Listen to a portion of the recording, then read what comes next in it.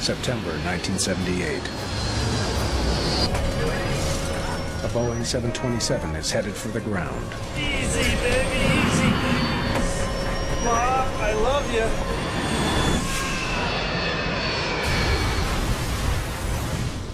San Diego becomes the site of the worst aviation disaster in U.S. history.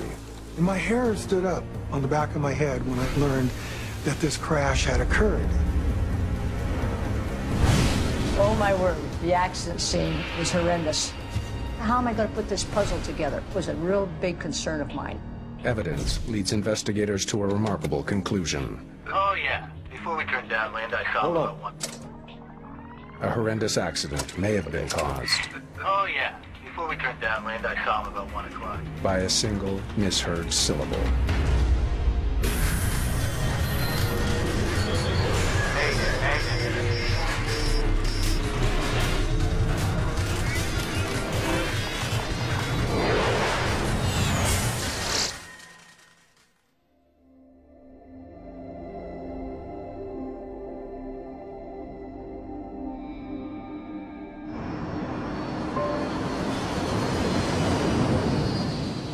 Pacific Southwest Airlines Flight 182 is on an early morning run down the coast of California,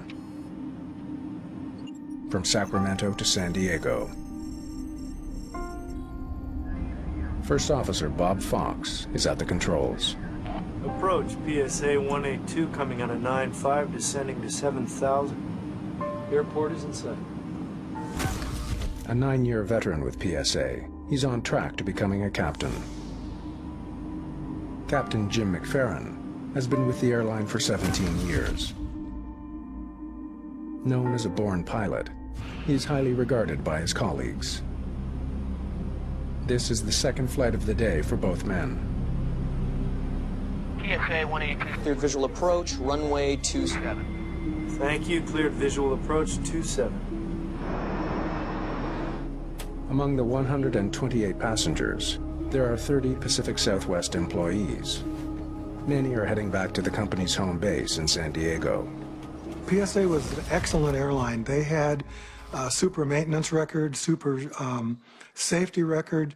They were recognized in the industry as, wow, these guys are good.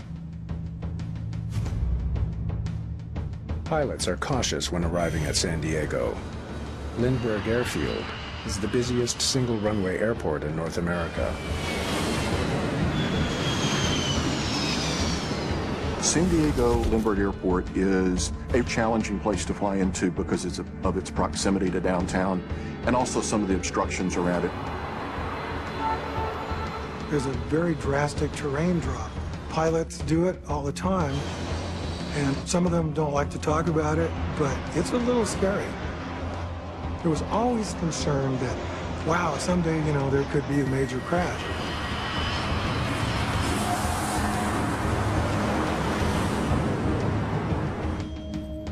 Several other airports nearby are abuzz with commercial, military, and private planes. The airspace around San Diego International is quite busy because of the 600 flights a day in and out. So there are planes taking off and landing constantly. Flight 182 will have to thread its way through all this traffic while passing over the city, preparing to land on runway 27. Martin Wayne is at the engineer's console.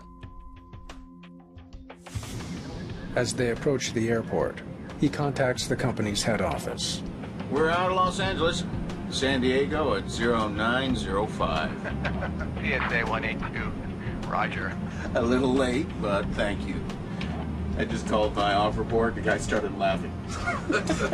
Make it up by reporting our next takeoff now. Very nice. Even though they were fun and laid back, they were still highly professional.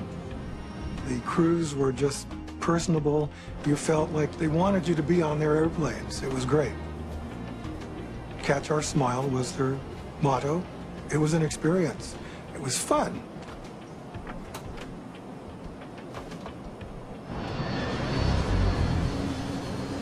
Flight 182's approach to Lindbergh Field is being handled by an approach controller at a facility 15 kilometers north of the airport.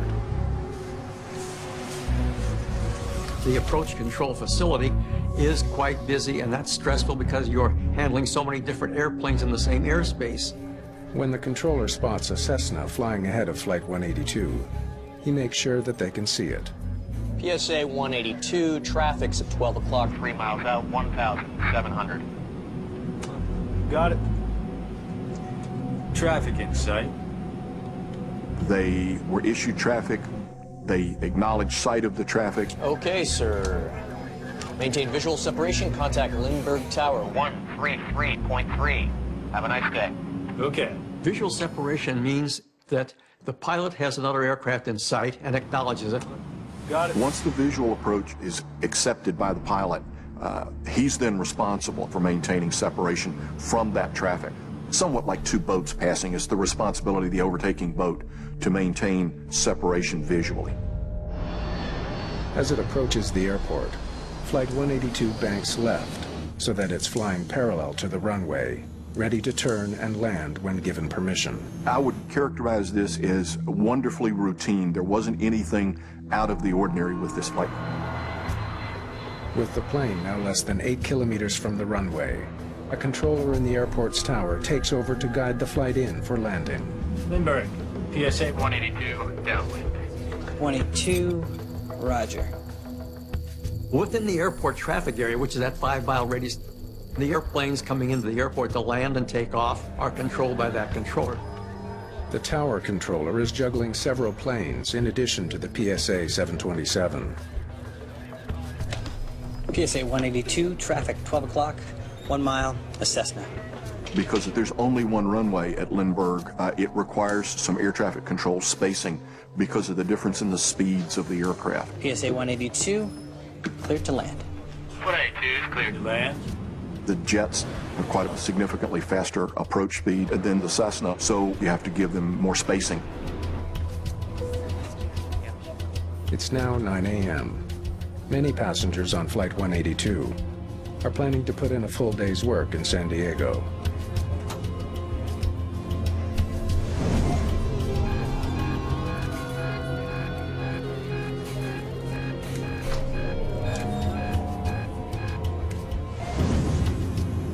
Gear down. Minutes from landing, pilot Bob Fox spots a distant plane. There's one underneath. I was looking at that inbound over there.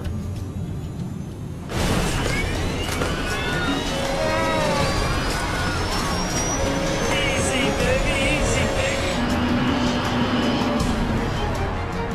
A professional photographer happens to spot Flight 182 in flames. Hey, what do we got here? It's bad. We're hit, man. We're hit. Talk. We're going down. This is PSA. Okay. We'll call the equipment for you.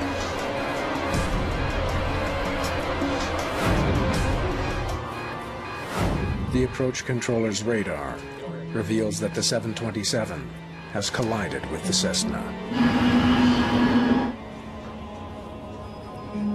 It's an aluminum shower. To have two aircraft under your control collide is the worst nightmare, I think, for any controller. I don't think anything else could be that bad. This is it, baby. Break this out. Mom, I love you.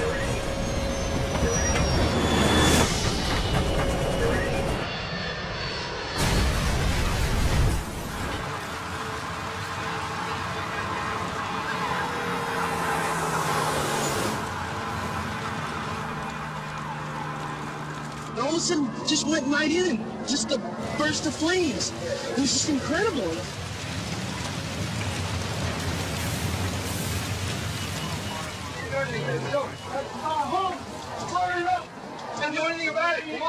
And my hair stood up on the back of my head when I learned that this crash had occurred. This huge mushroom cloud of smoke and fire was seen by thousands of people. Two planes have collided and fallen from the sky over San Diego. The city is in shock. But the full scope of the tragedy is only beginning to emerge.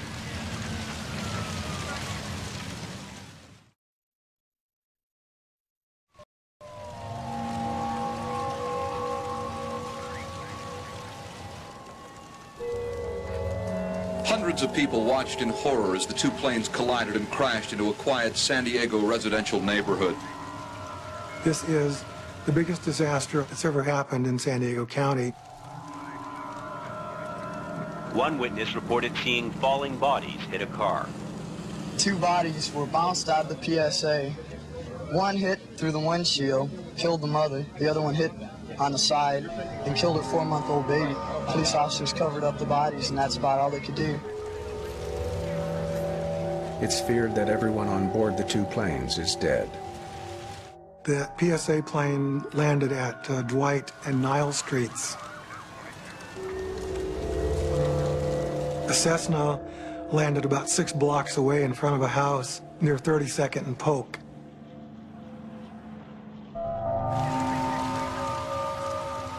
"22 homes are destroyed. 7 residents are killed. 9 more are injured. The city feels overwhelmed. We heard on the news, so we came down here to see what we could do to help. We've been walking through here, carrying water, and it's just such a bad scene. It's really horrible." Greg Clark is a San Diego police officer who rushes to the scene to help search for survivors. For me, it looked like a large bomb had gone off. Everything that was in the path of the aircraft just completely destroyed. There were passenger seats stuck in the side of houses, and pieces of fuselage just everywhere.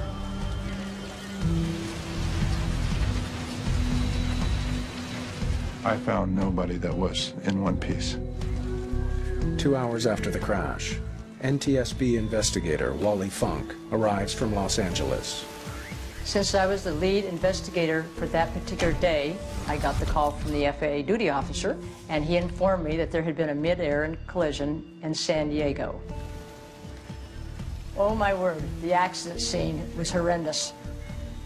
First, the San Diego Police Department escorted me in and introduced me to the fire marshal, because they have control of the entire wreckage. Any survivors yet? That was just chilling, that you suddenly realize there are no survivors. The medical personnel were frustrated because everybody came to the realization that there was nothing that they could do.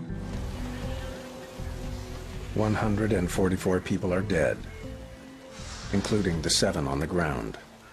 It's the biggest airline disaster in American history. It was entirely something that I had not expected. There was so many bits and parts and pieces around not only the aircraft, but the homes. I just started by photographing and writing notes. A real big concern of mine was, how am I going to put this puzzle together? Funk needs to confirm that the wreckage of a small plane found 6 blocks away is in fact what collided with the 727. There's no doubt about it. We had paint transfers. We had pieces and parts from the 2 different aircraft.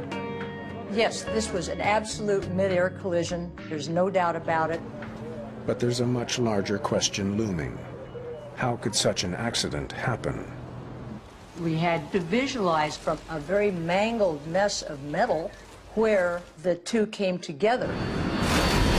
I really felt compelled to bring the Cessna wreckage over to the main wreckage. Put that down right there, please. So we could kind of understand really what had happened. Eventually, the wreckage of the 2 planes is sent to a hangar for reconstruction.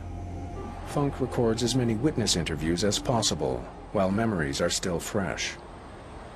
But I find in all my investigations that children up to 17, 18 years old are my best witnesses, because a youngster will give me a really good interpretation of what they saw. not what they thought they heard or what they thought they saw. There were quite a few people that described what they saw falling out of the sky. Can you tell me exactly what you saw when you looked up? But all the interviews are disappointing. So you didn't see the actual collision? We have nobody that really saw the whole thing happen. We only saw it after the bang. The closest thing to a sighting of the collision is a television crew's video of the Cessna plummeting to the ground. The NTSB sends additional staff from Washington, including senior investigator Philip Hogue. Great work here. Let's get right down to it, all right?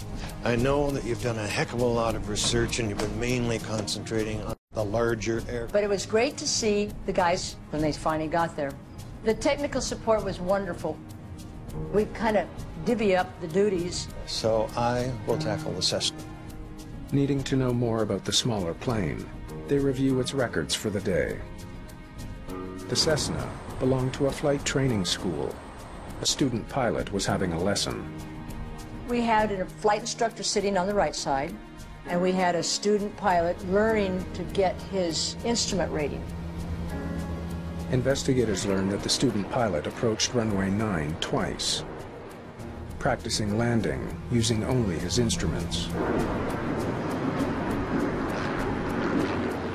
Instrument pilots need more the practice of approaching the runways as opposed to the landings. Local media jumped to a conclusion. There were a lot of people who thought that the crash had to be the fault of that Cessna because it had a student pilot. There can be a built-in bias in traveling public's mind and the media's mind that airliners should have priority in and out of airports. And this is not the way that it works. It's a first-come, first-served system. However, with a jetliner on an assigned glide path coming into a major airport, people want to know how come that little airplane was up there in the way.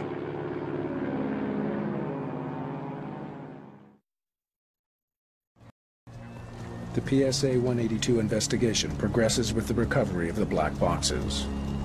One was up front, which was the voice recorder, and one was in the aft stairwell, which was the instrument recorder.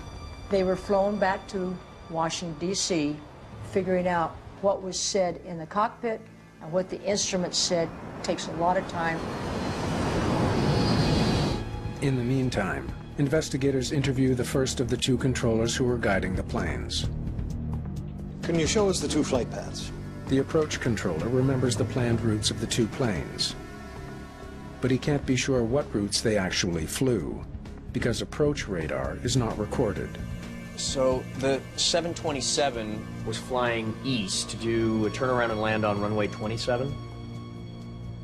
And the Cessna was flying northeast, but it was miles ahead of the 727, probably headed home after doing touch and goes on runway 9. They should have missed each other by over a mile. Since I had been into Lindbergh several times as a pilot, it occurred to me, were they on the right headings, altitudes? Learning the exact flight paths will require complex calculations that include data from an air traffic station in Los Angeles.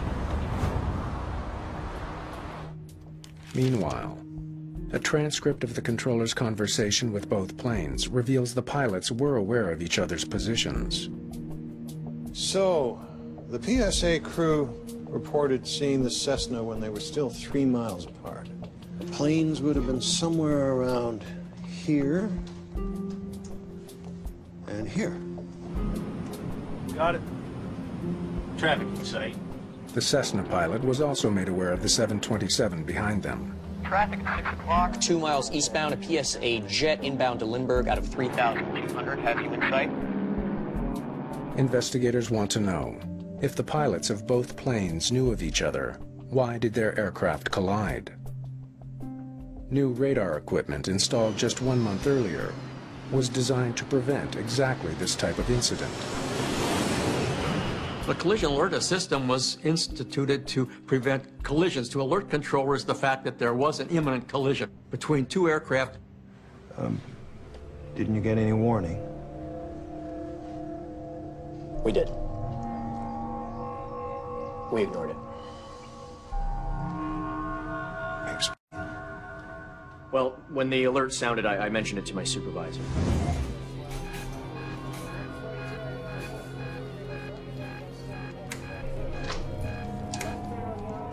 It's alarm again.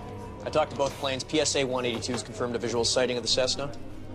We're not expected to contact the pilots if they're flying by visual rules. Not to mention we get about 13 alarms a day, so.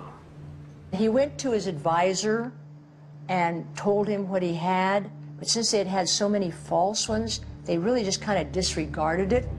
The controllers decide not to act on the alert, but they still contact the Cessna and repeat an earlier message. Traffic in your vicinity. PSA jet has you in sight. He's descending for Lindbergh. You could almost call it a courtesy call by the approach controller to the Cessna.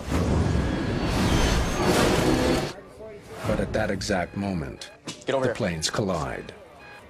I feel they should have watched these two aircraft a little closer. I think they were rather cavalier about it. Investigators interview the Lindbergh Tower controller, trying to understand why he also failed to warn both planes about their impending collision. They discover that to monitor traffic, he relied on a less sophisticated form of radar. The tower controller did not have the collision alert system at the time. When the controller saw the planes within 1.5 kilometers of each other, he made contact, warning the 727. PSA 182. Traffic, 12 o'clock, 1 mile. Assessment. I think he's passing off to our right. Yeah. If the pilot says he's passing off to our right, this implies that he's still maintaining visual separation. It's his responsibility, and you would not worry about it. After talking to both controllers, investigators still have no answer to the key question in the mid-air collision. Who crashed into whom? Now, let's have the next acetate, please, and see where that takes us. When they finally calculate the two planes' actual radar tracks, the answer becomes clear. This is where the 727 has rear-ended the Cessna. The Cessna never passed off to the right. He was always in front of PSA. The 91-ton aircraft, flying at almost 300 kilometers per hour, simply tore apart the much slower and lighter Cessna. We have plotted down here, this is the third position. The radar track reveals another important detail. Just before impact, the Cessna turned right into the 727's path. Why the change in heading? The trajectories of the two airplanes are such that had the Cessna not drifted, the airplanes would not have collided. Close examination of the Cessna's training flight log reveals one possible reason for the change in direction. He was wearing a training hood. The Cessna pilot wore a training hood. It's a device worn during instrument flight training.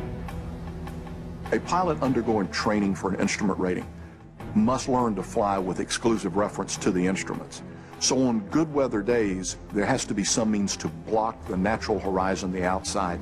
And it was a black hood that came out about this far from his face so that he couldn't see outside.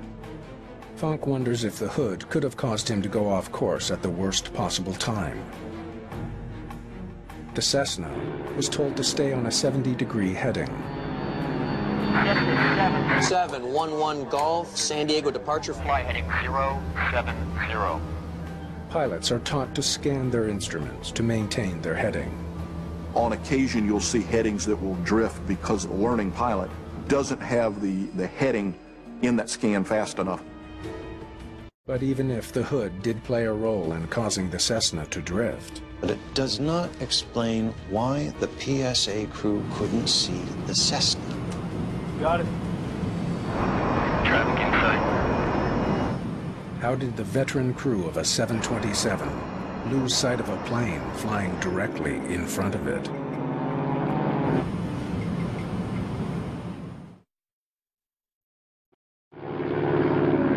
Investigators now realize they may never find out why the pilot of a Cessna changed its heading, putting it on the same flight path as a 727. Why the Cessna pilot did not stay on his assigned heading, I can't answer that question. But it's important to know that that drift of that heading wasn't so severe that the air traffic controller called him and said, "What's your heading?" So clearly they did turn according to the radar, but the significance of it is a bit more questionable. What's not in question is that it was the responsibility of the 727's crew to avoid the Cessna. The PSA crew, when they acknowledged they had the Cessna in sight, at that moment became responsible for keeping the airplane separate. In Washington, investigators review the PSA crew's last moments on the recovered cockpit voice recording. All right, hit it. Are we clear of that Cessna? Supposed to be, I guess. I hope. Oh, yeah. Hold on. Go back. Philip Hogue focuses in on the conversation recorded 35 seconds before the collision. Are we clear of that Cessna? Supposed to be, I guess. I hope. Oh, yeah. Before we turned downwind, I saw him about 1 o'clock. Probably behind us now. The PSA crew not only doesn't see the Cessna, they assume they have already passed it. It was right in front of them the whole time. The NTSB conducts a study to determine how long the PSA crew could see the Cessna through their windscreen. Well, welcome aboard. Now, use the reference points to adjust your seat. They start by adjusting the pilot's seats for optimal viewing using a device called the Design Eye Reference Point. The manufacturers designed a very simple but very effective system where you line up little balls in the center post of the windscreen that puts your eye in the same position every time. Now, if you would, please take a measurement from my eye line to the white ball in the middle.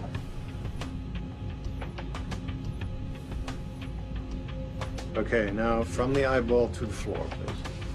Once the pilot's viewing positions have been determined, the photographer uses a special camera to take panoramic images of each pilot's view.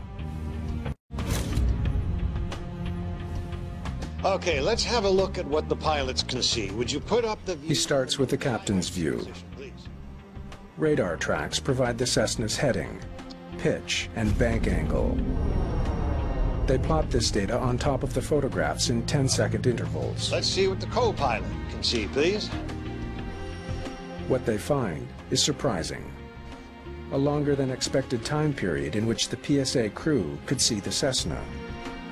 170 seconds of clear view. The pilots could have seen the Cessna in plain view. How can you miss a plane that is staring you in the face? Yeah, it's something falling. She doesn't say what, but okay. All right, I'll take that, Sue Pritchard. Investigators wonder if witness reports can shed some light on the mystery. They discover that there may have been something in the air that misled the pilots. We had collected 220 witness reports, but 16 of those witness reports revealed that they thought they saw other aircraft in the area.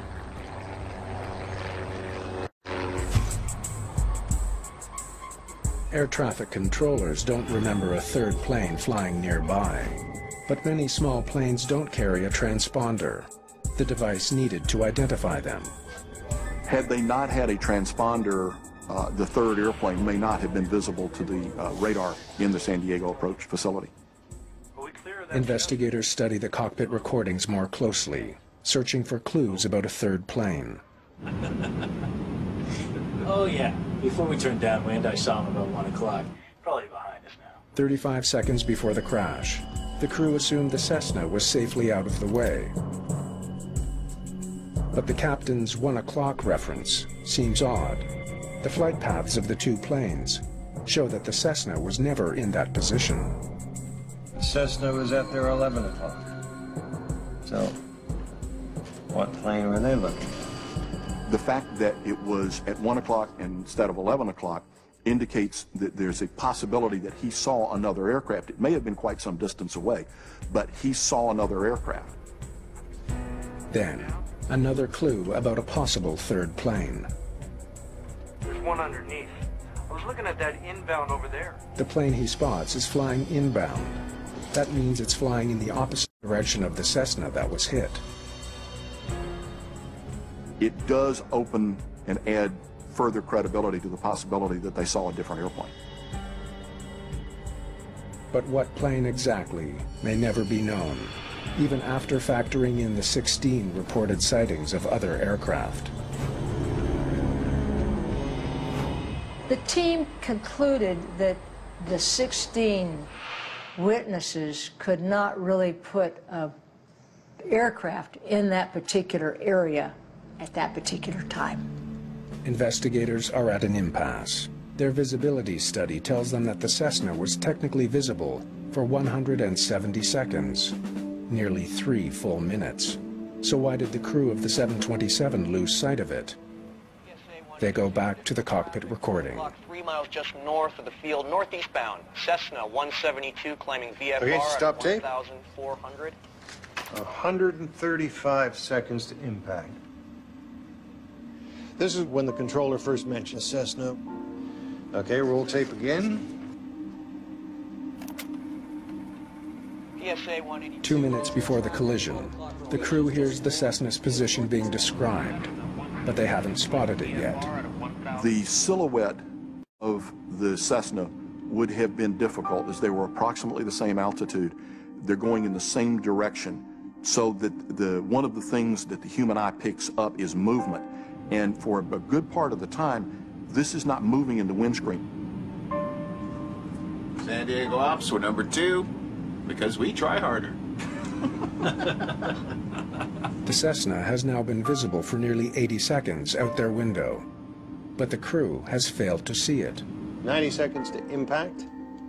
They get another warning. And after we read and saw what CBR said, I feel that they were distracted in their conversation. Roll tape. PSA 182, traffic's at 12 o'clock, 3 miles out, 1,700. Got it. Traffic in sight. Stop tape. 85 seconds before impact, the 727 pilots spot the Cessna flying ahead of them.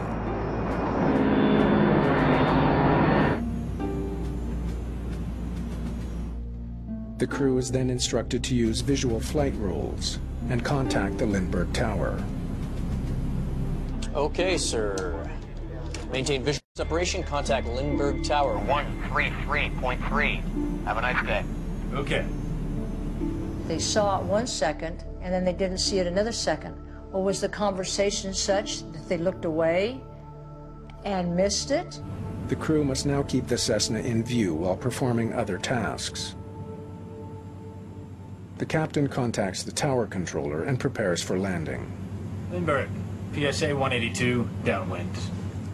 The wings need to be configured with the proper slats and flap settings. The landing gear must be lowered. Systems have to be adjusted. All of these things are going on. So it's a busy place for 3 people in a 727. At this critical moment, no one is keeping an eye on the Cessna. PSA 182, traffic 12 o'clock, 1 mile, Cessna. Is that the one we're looking at? Yeah, but I don't see him now. The Cessna should be right here in front of them. The Cessna was visible just at about the windshield level of PSA. And it's really incredible. Somehow they lost sight of it.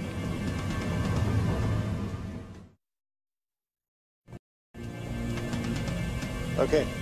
Can you show me how you normally adjust your seat, please? When investigators learn more about how PSA pilots adjust their seats, they begin to understand how the crew of Flight 182 may have lost sight of the Cessna. That's it? You don't use your reference points? It's not a requirement to utilize the manufacturer's designed iReference position. Investigators discover that many pilots adjust their seats to their own personal settings. Pilots come in all sizes and shapes. They learn quickly to adjust the seats to the position that's comfortable Some pilots want to sit lower so they can see their instruments better. From this new seat position, the Cessna's location on the windshield is recalculated. The results show an important difference between the two seat settings. With the new setting, the crew would have had the Cessna in view for only 5 to 10 seconds, not a few minutes. 5 seconds. That's all. The position of the Cessna was down below the nose or the reference that the pilots could see. If they had moved their heads up, the Cessna was still visible, but otherwise it was below the windscreens. Okay, let's play Find the Cessna. But even assuming that the crew did lean forward, investigators now realize they would face other problems in spotting the Cessna. It's almost camouflaged. They become harder to see, and the terrain makes it even more so because you have white roofs, you have dark roofs, you have roads, you have lakes, you have trees, so the background changes and the aircraft will move across this background. Is that the one we're looking at? Yeah. I don't see him now. The Cessna is now flying too close to the 727 to be viewed without leaning forward. And it's against a backdrop that makes it hard to recognize. PSA 182. Cleared to land. 182 is cleared to land. A collision is now imminent, and the 6 men involved in preventing it are oblivious. The Cessna pilot can't see out his window. His trainer has failed to notice the plane is off course. The 727's crew have the Cessna in a blind spot, but both controllers assume the crew can see the Cessna and will avoid it. There's only one thing that can stop this accident from happening, and 144 lives depend on it. The PSA captain should have made the suggestion to the tower, I don't see him anymore. Captain McFerrin will talk to the tower about the Cessna, but a misunderstanding over a single word will prove deadly. The two planes are 70 seconds from colliding over San Diego. PSA 182. Track 12 o'clock, 1 mile. Cessna. Flaps 5. Is that the one we're looking for? Yeah, but I don't see him now. The fate of Flight 182 now depends on the captain clearly communicating this to the tower. Okay, we had him there a minute ago. But the captain is not clear. 22, roger. And the controller assumes the Cessna is still in sight. When the PSA crew lost visual contact, they're responsible to tell the air traffic controller, I no longer see the Cessna. Still uncertain about the Cessna's location, once again the captain tries to explain his situation to the tower. I think he's passed off to our right. The comment that the captain makes indicates they're not sure that they don't have him in sight at that moment. The controller could force the PSA flight or the Cessna to change course, but he does nothing. It's very difficult to determine what that exchange between the air traffic controller and PSA meant to each of the pilots. The captain made the comment, I think he's passed off to our right, indicating that he wasn't 100% sure. The air traffic controller heard it as a declarative statement and answered, yep. What that meant to the PSA crew, I'm not sure we'll ever know. He was right over here a minute ago. Yeah. But they were satisfied with the situation enough that they continued the approach, and the air traffic controller was satisfied with the situation enough that he did not make any further comments about it. Okay, we had him. Investigators want to know why the controller took no action. They compare two separate recordings of the conversation between the captain and the controller. Okay, Chris, let's hear the cockpit first. I think he's passed off to our right. Passed. I thought I heard passing before. Double check that, please.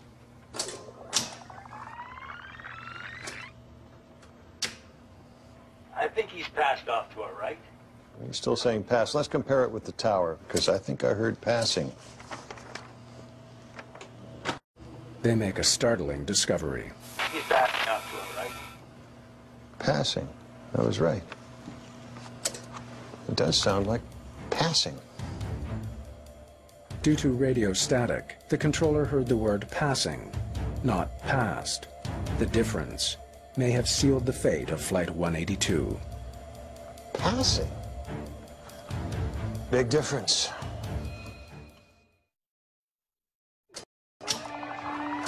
The recordings reveal that while the pilot of PSA 182 said one thing, the Lindbergh Tower controller heard something else. I think he's passing off to our right. Yeah. Now investigators understand why the controller took no action. If he had heard the words, "He's passed off to our right," he would have seen from his radar that the pilot was mistaken, and that the 727 had not actually passed the Cessna. The air traffic controller heard it as he's passing off to our right. That indicated that they still have visual contact with him. He would believe that the pilot was being able to maintain the separation. It was his responsibility, and you would not worry about it. In the spring of 1979, investigators finally conclude who was at fault. The determination of the board's report is very clear that the crew obviously did not see the aircraft Cessna in time to divert it away from a catastrophic accident. The PSA crew, when they lost visual contact, is responsible to tell the air traffic controller, "I no longer see the Cessna," and that they did not do. The Cessna pilot is also mentioned as a factor for changing course without notifying the tower. Both controllers are criticized for not following protocol and giving the 727 crew the specific heading of the Cessna.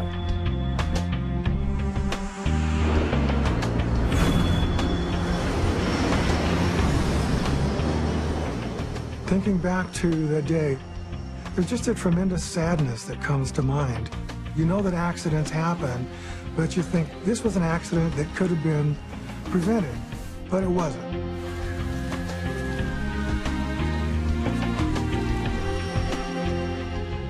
Recommendations in the report focus on improving the air traffic control system at Lindbergh Field.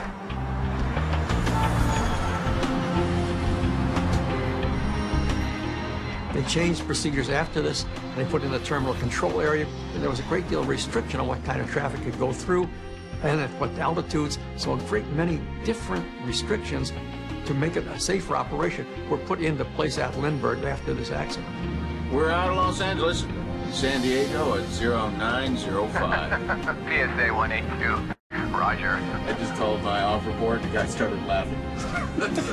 Make it up by reporting our next takeoff now. There's another legacy of PSA 182. New rules governing all conversations in the cockpit when flying below 10,000 feet. Today's regulation requires that you concentrate your conversation exclusively the operation of the airplane. At the time of the PSA 182 accident, that regulation was not in effect. PSA 182 also helped push the FAA in the search for new technology. 3 years after the accident, in 1981, a safety device called TCAS, or Traffic Collision Avoidance System, was put into development. Now installed in all passenger aircraft, the system warns pilots when another plane comes too close. TCAS was a God bless. We now can put it on our transponders and we can see or hear or what's going on or be told what's going on with aircraft around us. We have come in big leaps to make aviation safer for people to fly and feel comfortable that their airplane is going to get where they want to go.